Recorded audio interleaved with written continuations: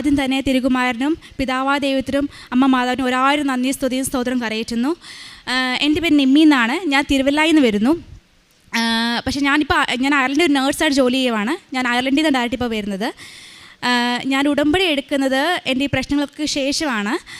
ശരിക്കും പ്രശ്നം ഉണ്ടായെന്ന് വെച്ചാൽ 2021 ജൂലൈയിൽ എൻ്റെ ജോലി തന്നെ വലിയൊരു പ്രശ്നം ഉണ്ടായി. അതെൻ്റെ ജോലി തന്നെ നഷ്ടപ്പെടുന്ന രീതിയിലേക്ക് ആയി മാറി. എന്താണെന്ന് വെച്ചാൽ ജൂലൈയിൽ 20-ാം തീയതി എൻ്റെ ഒരു പ്രിസ്ക്രിപ്ഷൻ എറർ കാരണം എൻ്റെ ഒരു പേഷ്യൻ്റ് നിർഭാഗ്യവശാൽ മരണമടയുണ്ടായി. ഈ പേഷ്യന് 92 വയസ്സുള്ളൊരു അമ്മച്ചിയായിരുന്നു. അമ്മച്ചിക്ക് മറ്റ് പല രോഗങ്ങളും ഉണ്ടായിരുന്നു. അപ്പോൾ ഡോക്ടർ എഴുതിയ പ്രകാരമാണ് ഞാൻ മെഡിസിൻ കൊടുക്കുന്നത്.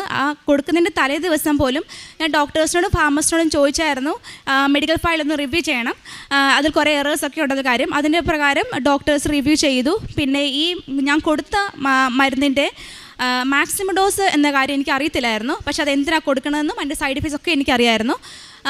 അപ്പോൾ തലേ ദിവസം ഡോക്ടേഴ്സ് റിവ്യൂ ചെയ്തപ്പം ഫയൽ ഫുള്ള് റിവ്യൂ ചെയ്യുകയും കൂടാതെ ഈ ഡോസ് അവർ ചേഞ്ച് ചെയ്യാതെ ഫ്രീക്വൻസി മാത്രം ചേഞ്ച് ചെയ്തു. അപ്പോൾ അതിൻ്റെ പ്രകാരം നെക്സ്റ്റ് ഞാൻ ഡ്യൂട്ടിക്ക് വന്നപ്പം ഞാൻ ഈ പേഷ്യൻ്റ് മെഡിസിൻ കൊടുത്തു. പക്ഷേ നിർഭാഗ്യത്തിൽ അമ്മച്ചി സിക്കായി, അമ്മച്ചി മരണമടയുണ്ടായി. അയർലൻഡിൽ ഒരു സംഭവമുണ്ട്. എങ്ങാണ്ട് ഒരു ചെറിയ പ്രശ്നമാണെങ്കിൽ തന്നെയും ഫാമിലിക്ക് വേണമെങ്കിൽ ഹോസ്പിറ്റലിൽ സ്യൂ ചെയ്യാം. അപ്പോൾ അങ്ങനെ അവർക്ക് മില്യൺസ് ഓഫ് യൂറോസ് അവർക്ക് വേണമെങ്കിൽ കോമ്പൻസേഷൻ ഹോസ്പിറ്റലിൽ കൊടുക്കേണ്ടി വരും. അപ്പോൾ ഇതിൽ പല ആൾക്കാരും ഫാർമസിസ്റ്റും ഡോക്ടേഴ്സ് പലരും ഇതിൽ ഇൻവോൾവ് ആണെങ്കിൽ തന്നെയും ഇതിലൊരാളെ ബലിയാടാക്കാൻ വേണ്ടി പ്രശ്നമല്ല എൻ്റെ മലയിൽ വന്നു. ഇതിന് ശേഷം റിവ്യൂ മീറ്റിങ്സ് നടക്കുന്നു, പല മീറ്റിങ്സ് നടക്കുന്നുണ്ടായിരുന്നു. പക്ഷേ ഓരോ മീറ്റിങ്സിലും ഞാൻ പോയിക്കൊണ്ടിരുന്നപ്പോഴും എല്ലാം ഞാൻ പറയണമെന്ന് കേൾക്കാതെ എല്ലാം എനിക്ക് എതിരായിട്ട് വന്നുകൊണ്ടിരിക്കുകയാണ്. ഞാൻ പ്രാർത്ഥിക്കുമായിരുന്നെങ്കിലും കൂടുതലും മനുഷ്യരിലായിരുന്നു ആശ്രയിച്ചിരുന്നത്.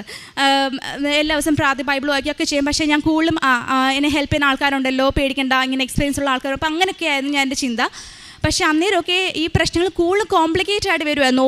ഒന്നിനും അണ്ടയ്ക്കായിട്ട് ഓരോന്നും കൊണ്ടേയിരുന്നു. അങ്ങനെ ഞാൻ ജൂലൈയിൽ നാട്ടിൽ വരുന്നു. 2022 ജൂലൈയിൽ നാട്ടിൽ വരുന്നു. ഞാൻ മാതാവിന് എനിക്ക് ഒത്തിരി ഇഷ്ടമായിരുന്നു. പക്ഷേ ഞാൻ മാതാവിനെ അപേക്ഷിക്കാറൊന്നുമില്ല. ഞാൻ മാതാവിന് മുന്നിൽ പോയിട്ട് പറയും, മാതാവേ എനിക്ക് ഇഷ്ടമാണ്, ഞാൻ അപേക്ഷിക്കത്തൊന്നുമില്ലെന്ന് പറയും. അങ്ങനെ ഞാൻ 2022 ജൂലൈയിൽ നാട്ടിൽ വരുന്നു. മമ്മി ഇതുപോലെ കൃപാസനത്തെ കുറിച്ച് പറയുന്നു. അപ്പം ഞാൻ ഓർത്തു, ഓക്കെ എന്നാൽ ഇത്ര വലിയ പ്രശ്നമല്ലേ, മാതാവിൻ്റെ അടുത്ത് നിന്ന് പറയാമെന്ന് വെച്ച് ഞാൻ ഇവിടെ വരുന്നു. ഇവിടെ വന്ന് ഞാൻ പ്രാർത്ഥനയോട് തന്നെ ഉടമ്പടി എടുക്കുന്നു. പക്ഷേ ഞാൻ തിരിച്ച് അയർലൻഡിലേക്ക് പോന്നു. പക്ഷേ അവിടെ ഞാൻ പ്രാർത്ഥനയൊക്കെ ഉണ്ടായിരുന്നു. പക്ഷേ എനിക്ക് അത് കൃത്യമായി പാലിക്കാൻ സാധിച്ചിരുന്നില്ല. അങ്ങനെ ഒക്ടോബർ അപ്പം എൻ്റെ ഫ്രണ്ട്സൊക്കെ പറഞ്ഞു, ഇത് കൂടുതൽ പ്രശ്നത്തിലേക്കൊന്നും പോകത്തില്ല, അങ്ങനെ പ്രശ്നമാണെങ്കിൽ അത് ഹോസ്പിറ്റലിൽ തന്നെ ആയിരിക്കും പ്രശ്നം, അതുകൊണ്ട് കൂടുതൽ പ്രശ്നമൊന്നും ആകത്തില്ലെന്ന് പറഞ്ഞു. അങ്ങനെ ഒക്ടോബർ 21-ാം തീയതി എൻ്റെ എംപ്ലോയീസായിട്ട് ഒരു മീറ്റിംഗ് നടക്കുന്നു. റിവ്യൂ മീറ്റിങ്ങിനൊക്കെ ശേഷം ഒരു ഫൈനൽ മീറ്റിംഗ് എംപ്ലോയീസോട് നടക്കുന്നു, ഇതിൻ്റെ കൺക്ലൂഷൻ അറിയാൻ വേണ്ടി. അപ്പോഴും ഞാൻ അതിന് 2-3 ദിവസം മുൻപേ ഞാൻ ഈ ദിവസം പള്ളിയിൽ പോയിട്ട് പ്രാർത്ഥിച്ചു, എൻ്റെ ദൈവമേ, അങ്ങാണും NMB എന്ന് പറഞ്ഞാൽ നഴ്സിംഗ് ബോർഡ് ഓഫ് അയർലൻഡ് ആണ്, അവരെങ്ങാനും എന്നെ റെഫർ ചെയ്താൽ അവിടെ നിന്ന് എനിക്ക് വിടുതൽ കിട്ടുവാണെങ്കിൽ അത് നീ മാതാവും എൻ്റെ കഥ ഇറങ്ങി വന്ന വിടുതലായിരിക്കണം, അതായിട്ട് എനിക്ക് പരിപൂർണ്ണ വിശ്വാസമുണ്ട്. അങ്ങനെയാണെങ്കിൽ വേണമെങ്കിൽ അവിടുന്ന് ഹിതമാണെങ്കിൽ അത് നടന്നോട്ടെ, പക്ഷേ എങ്കിലും എനിക്കത് ആഗ്രഹമില്ല. കാരണം ഓൾറെഡി ഇത്രയും പ്രശ്നമായി, എനിക്ക് വീണ്ടും പ്രശ്നങ്ങൾ വേണമെന്ന് ആഗ്രഹമില്ലെന്ന് പറഞ്ഞു. പക്ഷേ ഞാൻ ഒക്ടോബർ 21-ാം തീയതി മീറ്റിംഗ് കൂടാൻ പോന്നു. ഞാൻ പറഞ്ഞതുപോലെ എന്തോ NMB റെഫറിൽ അവരെന്നെ റെഫർ ചെയ്യുന്നു. ഞാൻ ശരിക്കും ഷോക്കായിപ്പോയി. ഞാൻ ഒട്ടും പ്രതീക്ഷയില്ല അവർ ചെയ്യുമായിരുന്നു. പക്ഷേ ചെറിയൊരു മനസ്സിൽ അവിടെ ഇവിടെയോ എന്തോ സംശയം പോലെ ഉള്ളായിരുന്നു. അപ്പോൾ ഞാൻ ആകെ തകർന്നു പോയി. അപ്പോഴും ഞാൻ പ്രതീക്ഷിച്ചു ചിലപ്പം വേണമെങ്കിൽ ഡിസിഷൻ മാറ്റായിരുന്നു, പക്ഷെ മാറ്റിയില്ല. അപ്പം ഞാൻ എൻ്റെ ഉടമ്പടിയെക്കുറിച്ച് ഓർത്തു. ഞാൻ ശരിക്കും എൻ്റെ അതിലുള്ള പിഴവുകളെക്കുറിച്ച് അതിൽ ഞാൻ ശരിക്കും ആത്മപരിശോധന ചെയ്യാൻ തുടങ്ങി. എൻ്റെ തെറ്റുകൾ ഞാൻ തിരുത്താൻ തുടങ്ങി. ഉടമ്പിൽ കൂടുതൽ വിശ്വസ്തയോടെ മാതാവിൻ്റെ അടുത്ത് വരാൻ തുടങ്ങി. മാതാവെ ഞാൻ മുട്ടിപ്പായിട്ട് മാറി പ്രാർത്ഥിക്കാൻ തുടങ്ങി. മാതാവ് എനിക്ക് മധ്യസ്ഥം നിൽക്കണേ ഞാൻ പ്രാർത്ഥിച്ചു. പിന്നീട് ഞാൻ കണ്ടത് മുഴുവനും എൻ്റെ ഓരോ പ്രശ്നങ്ങൾ എൻ്റെ കൺമുന്നിൽ അഴിഞ്ഞുകൊണ്ടേയിരിക്കുക. എനിക്കെതിരായിട്ട് നിന്നവർ എനിക്ക് നല്ല റെഫറൻസ് തരുന്നു. കാരണം NMB റെഫറൻസിൽ പോകുമ്പോൾ പല ഫോംസും പല സ്റ്റേറ്റ്മെൻറ്റ് കൊടുക്കണം. അപ്പോൾ അതിനുവേണ്ടി എനിക്ക് ശത്രുക്കൾ പോലും എനിക്ക് അതിൻ്റെ നല്ല റെഫറൻസ് തരുന്നു. അപ്പം ഞാൻ കൂടുതൽ ഇച്ചിരി തീഷ്ണതയായി. ഞാൻ ഓരോ ഉടമ്പടിയും പിന്നെ ഓരോ കാര്യങ്ങൾ ഞാൻ ഇച്ചിരി തീഷ്ണതയോടെ ചെയ്യാൻ തുടങ്ങി. അങ്ങനെ ഓരോ പ്രശ്നങ്ങൾ അഴിയാൻ തുടങ്ങി. അങ്ങനെ മാർച്ച് അപ്പം NMB ഈ കേസ് നോക്കാൻ വേണ്ടി ഒരു പ്രിലിമിനറി കമ്മിറ്റിയെ രൂപീകരിച്ചു. അപ്പം എൻ്റെ ഫ്രണ്ട്സൊക്കെ പറഞ്ഞു എന്തെങ്കിലും ശിക്ഷ കിട്ടാതെ ഇരിക്കില്ല, വേണമെങ്കിൽ ചിലപ്പോൾ 2 വർഷം സസ്പെൻഷനോ എന്തെങ്കിലുമൊക്കെ ശിക്ഷ കിട്ടാതെ ഇരിക്കത്തില്ല പറഞ്ഞു. അപ്പോഴും ഞാൻ പറയേണ്ട ദൈവമേ എന്തെങ്കിലും ചെറിയ ശിക്ഷ എനിക്ക് തന്നാൽ മതി, കാരണം ഇത്രയും വലിയ ശിക്ഷ എനിക്ക് വേണ്ട ദൈവമേ എന്നൊക്കെ ഞാൻ പറഞ്ഞു. അപ്പം ഞാൻ പിന്നെ പ്രാർത്ഥിച്ചു, എൻ്റെ കർത്താവിനല്ല എൻ്റെ മാതാവിനാലും എൻ്റെ കർത്താവ് അസാധ്യമായിട്ടൊന്നുമില്ല. എൻ്റെ മാതാവ് എൻ്റെ കർത്താവിനോട് പറഞ്ഞു ഉറപ്പായിട്ട് എനിക്ക് പൂർണ്ണ വിടുതൽ കിട്ടും.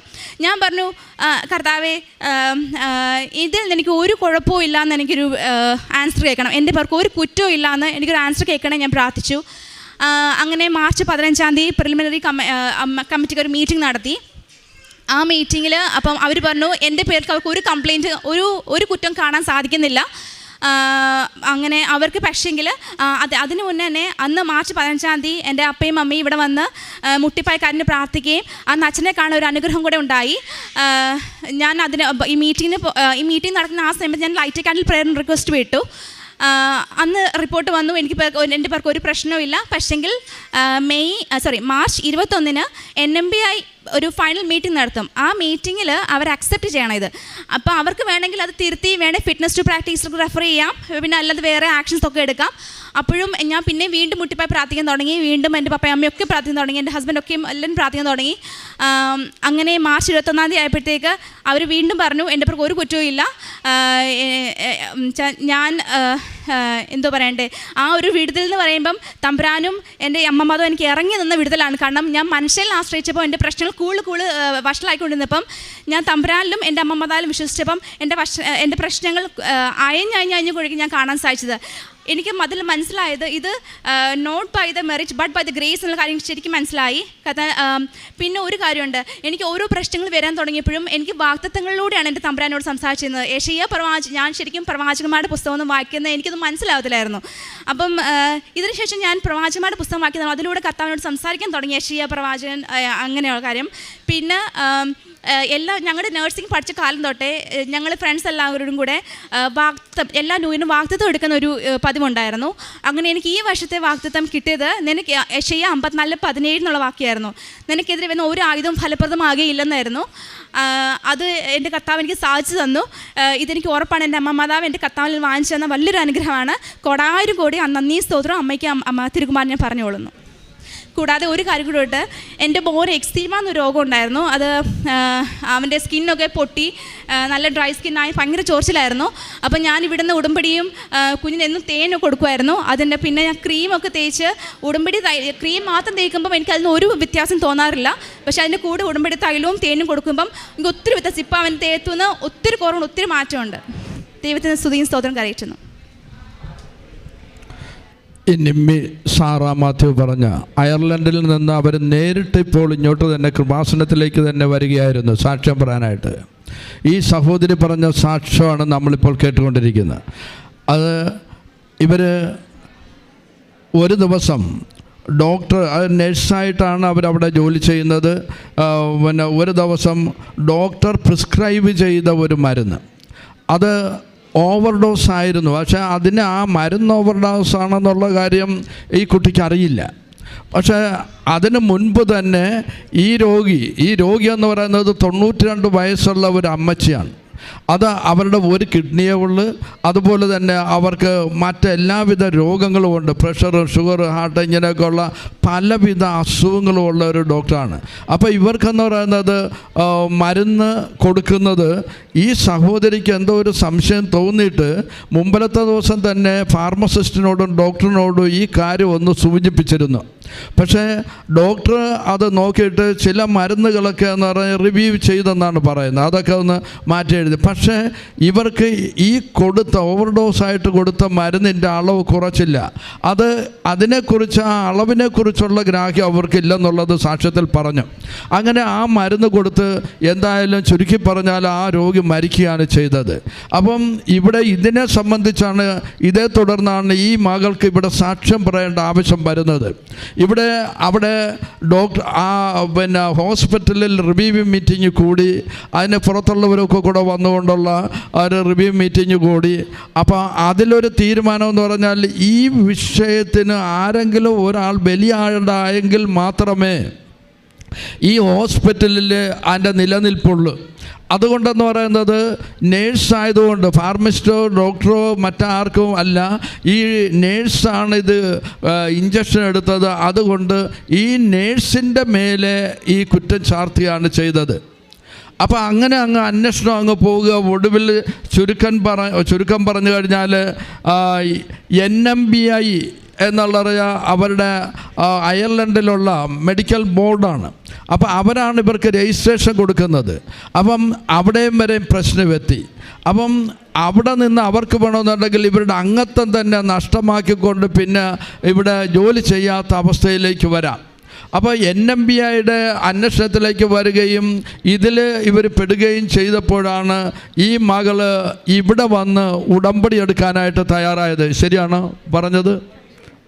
അടുപ്പിച്ച് വെച്ചോ. ശരിയാണ് പറഞ്ഞല്ലേ? അപ്പം അതിനുശേഷം എന്ന് പറയുന്നത് ഈ മകള് അന്വേഷണം അങ്ങ് തുടർന്ന് പോയിക്കൊണ്ടിരിക്കുകയാണ്. എന്തായാലും ശിക്ഷ ഉറപ്പാണ്. കാര്യം എന്ന് പറഞ്ഞാൽ ഈ മകളോട് അത്ര താല്പര്യമില്ലാത്തവർ, ഇങ്ങനെ ഒരു പ്രശ്നങ്ങൾ ഉണ്ടാകുമ്പോഴാണല്ലോ പലരും അവരവരുടെ ഭാഗങ്ങൾ ക്ലിയർ ചെയ്യുന്നതിന് വേണ്ടി ഗ്രൂപ്പിസം ഉണ്ടാക്കിക്കൊണ്ട് അവിടെ പലതുമൊക്കെ ചെയ്യാനായിട്ട് ഇവർക്കെതിരെയാണ് എല്ലാവിധ പ്രശ്നങ്ങളുമായിട്ട് വരുന്നത്. അപ്പം ഇങ്ങനെ വന്നപ്പോൾ എന്താണ്, ഈ മകൾ ഒരു കാര്യം ചെയ്ത് ഉടമ്പടി പ്രാർത്ഥനയിൽ എൻ്റെ ദൈവമേ എന്നിൽ എന്തെങ്കിലുമൊക്കെ പാകപ്പിഴയുണ്ടോ എന്ന് സ്വയം ആത്മശോധന ചെയ്യുന്നു. സ്വയം ആത്മശോധന ചെയ്തിട്ട് തന്നിലുള്ള കുറവുകളെ അവർ നികത്താനായിട്ട് പരിഹരിക്കാനായിട്ട് തയ്യാറാകുന്നു. അവർ പാപങ്ങളെക്കുറിച്ച് ശരിക്കും അനുതപിക്കുന്നു. അതാണ് ഒരു മാർത്തോമ സഭയിൽപ്പെട്ടിട്ടുള്ള ഒരു സഹോദരിയാണ് അവർ അനുതപിക്കുന്നത്. അതല്ലേ അവിടെ പറയുന്ന ഉടമ്പടിയുടെ ബേസിക് ആയിട്ടുള്ള നിയമം എന്ന് പറയുന്നത് തന്നെ അതല്ലേ, നിങ്ങളെ തന്നെ വിശുദ്ധീകരിക്കുവിൻ, കർത്താവ് നാളെ നിങ്ങളുടെ ഇടയിൽ അത്ഭുതം പ്രവർത്തിക്കുമെന്ന് ജോഷുവ 3:5 പറയുന്നുണ്ട്. അപ്പം ആ മകളെ തന്നെ ഒന്ന് ആത്മാർത്ഥമായിട്ടൊന്ന് വിശദീകരിച്ച് അത് ക്ഷമിക്കാനുള്ളവരുടെ ക്ഷമിക്കുന്നു. അതുപോലെ തന്നെ മറ്റ് കാര്യങ്ങളിലൊക്കെ അവർ ശരിയായ വിധത്തിൽ ഉടമ്പടിയുടെ കാര്യങ്ങളെല്ലാം പാലിക്കാനായിട്ട് തീരുമാനമെടുത്ത് അതിന് ശേഷം അടുത്ത ദിവസം NMAയുടെ റിപ്പോർട്ട് വരികയാണ്. ഇവർക്ക് യാതൊരുവിധ കുഴപ്പമില്ല, ഇവരുടെ ഭാഗത്തൊന്നും കുഴപ്പമില്ല, ഇവർക്കൊരു ചെറിയ തെറ്റ് പോലും ഒരു ചെറിയ ശിക്ഷ പോലും ഇവർക്കില്ലെന്ന്. നോക്കണേ, എവിടെയായിരുന്നു അവിടെ ഞാൻ വിശ്വസിക്കുന്ന ഈ മകളെന്ന് പറയുന്നത് ഒന്നുകൂടി വിശുദ്ധീകരിക്കുന്നതിനും അതുപോലെ തന്നെ ഉടമ്പടിയിൽ കുറച്ചുകൂടെ ഉറച്ചു നിന്നുകൊണ്ട് എൻ്റെ കൽപ്പനകൾ പാലിക്കുകയും അതനുസരിച്ച് ജീവിക്കുകയും ചെയ്യുന്നവർക്ക് എല്ലാം ലഭിക്കുമെന്ന് തമ്പുരാൻ നമ്മുടെ ഉടമ്പടിയിലൂടെ ആദ്യമേ തന്നെ വാഗ്ദാനം ചെയ്യുന്നുണ്ട്. നിയമാവർത്തനത്തിൻ്റെ 29:9 അത് ഈ മകളിലൂടെ നടക്കുകയായിരുന്നു. ഈ മകൾ ഇന്നിവിടെ ഒരു സാക്ഷ്യമായി നിൽക്കുന്നത് ഉടമ്പടിയിൽ ശരിക്ക് പാലിക്കുകയും വിശുദ്ധീകരിക്കുകയും ചെയ്തു കഴിയുമ്പോഴാണ് അമ്മ അത്ഭുതം ചെയ്യുന്നത്. ആർക്കും പരിഹരിക്കാൻ പറ്റാത്ത പ്രശ്നങ്ങൾ, അതാണ് ഈ മകൾ പറയുന്നത്, not by merit but by grace. അതായത് നമ്മുടെ കഴിവോ നമ്മുടെ ഒന്നും കൊണ്ടല്ല, ദൈവത്തിൻ്റെ ദാനമാണ് ഇതെല്ലാം. പരിശുദ്ധാമ്മ ഉടമ്പടി എടുക്കുമ്പോൾ സഞ്ചാരി മാതാവ് ഈ മകളുടെ കൂടെ പോയി പ്രശ്നങ്ങൾക്ക് NMBI ആ ബോർഡിൽ പോയി വാദിക്കുന്നുണ്ട്. ഇതൊക്കെയാണ് അത്ഭുതങ്ങൾ നടക്കുന്നത്. അതുകൊണ്ട് നമുക്ക് ഈ മകൾക്ക് കൊടുത്ത എല്ലാ അനുഗ്രഹങ്ങൾക്കും കൃപകൾക്കും നമുക്ക് ശക്തമായിട്ട് കരങ്ങളടിച്ചുകൊണ്ട് അമ്മ മാതാവിനെ ഈശോയെ ഒന്ന് മഹത്വപ്പെടുത്താം.